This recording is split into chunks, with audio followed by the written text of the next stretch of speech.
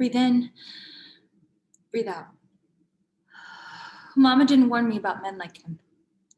The type of men that'll make their bed every morning and put on a tie. The type of men that'll savor every bite of you without swallowing. She did warn me about the bad men.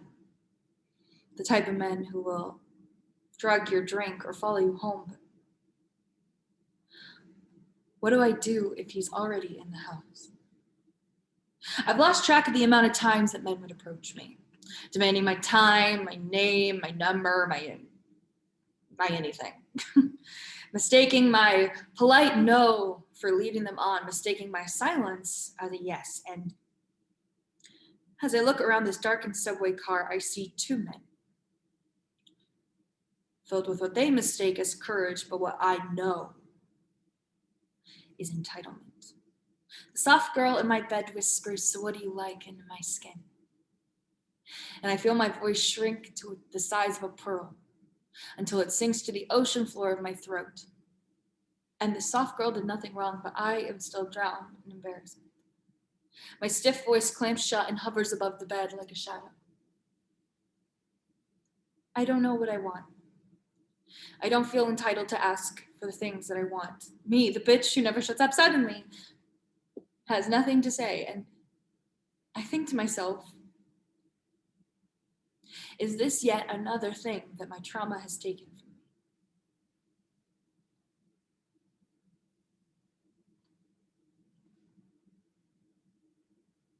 In their book, From Charity to Confrontation, Drs. Doris Fletcher and Frieda Zames explain, learning self-advocacy has been used as a therapeutic tool for decades, empowering people with the knowledge and support to make authentic decisions. Yet, many researchers believe that self-advocacy training could be particularly powerful for victims of sexual assault, for whom expressing needs and desires can be more difficult. As Emily R. Dworkin, a senior fellow at the University of Washington School of Medicine in Seattle, found in her 2021 study, 75% of survivors of sexual assault develop PTSD. So it is paramount that evidence-based treatments like self-advocacy training help survivors regain a sense of power over their unique triggers at their own pace. Creating platforms for self-advocacy training at an institutional level can allow survivors to navigate uncomfortable situations, control fear responses, and pursue new and meaningful relationships with others. Many of us use this platform as an outlet for self-advocacy, but others do not have the same option. So it is critical that we provide survivors with the tools necessary to begin their healing process. So, with the poetry, I Lose My Voice During Sex by Blythe Baird.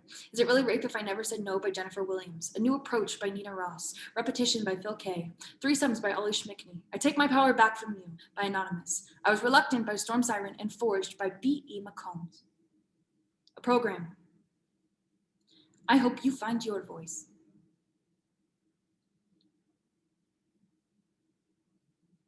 My mother taught me this trick. If you repeat something over and over again and again and again and again and again and again until it just hangs in the center of the room, it loses its meaning.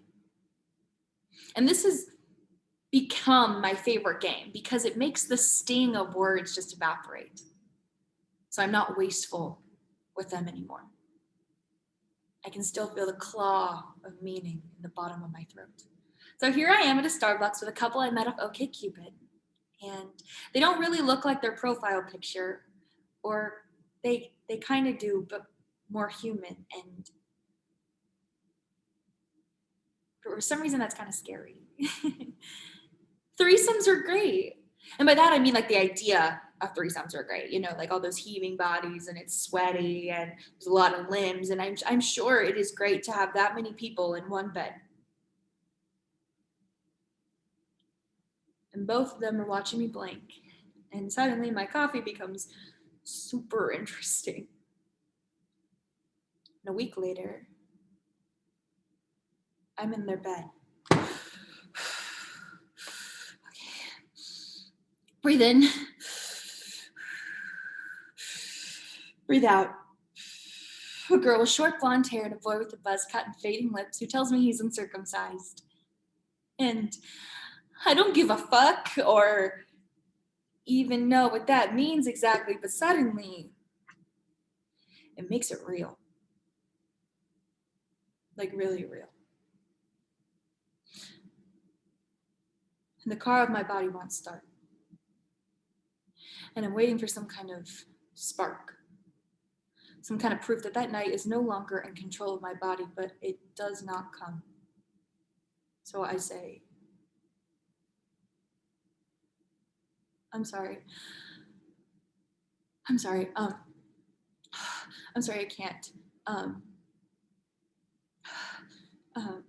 a survivor, and I'm sorry, but the trigger won't let me. So, oh my gosh, this is not sexy at all. I'm so sorry. How about I come back tomorrow, and I can make it up to you then? Yep. Yeah. So, I'm so sorry. Yeah, I'll just go. I'm gonna go, and then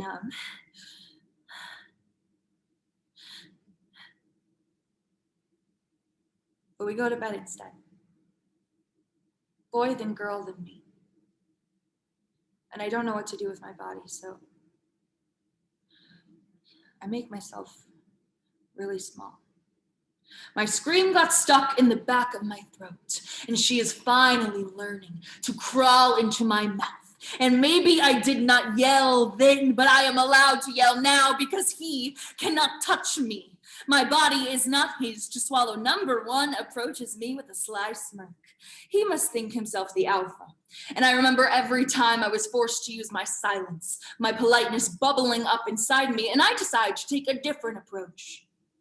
Go fuck yourself.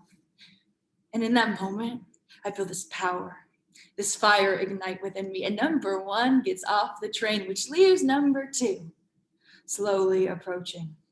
And this gross boat shoe wearing motherfucker says, I want you to have my babies. Without hesitation, I fire back, are you sure you're ready for that level of commitment? Didn't fucking think so. I was not made this way. I was forged in the fires this way. Born blank, formless, raised behind a fragile glass wall. I could not defend myself without cracking the seal and being blamed for destruction. Until one day, the fire came burning at my feet. I smashed the glass, shards in my fist, blood on my knuckles, and I have been fighting ever since.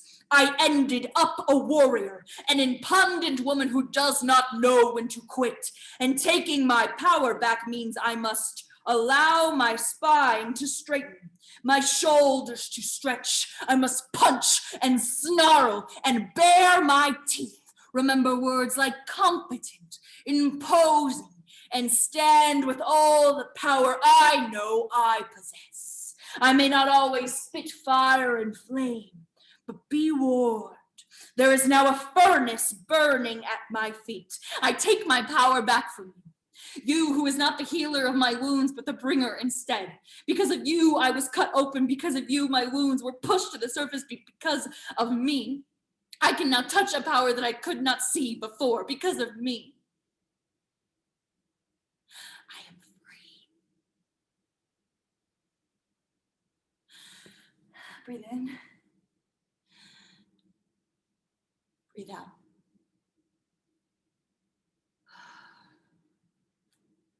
I was reluctant to fall in love. I was reluctant to let myself be loved, but I let you in. And I know it's gonna hurt because I'm scared, but I know it's gonna be all right.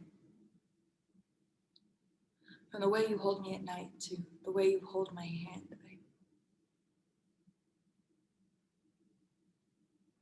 I know it's gonna be all right.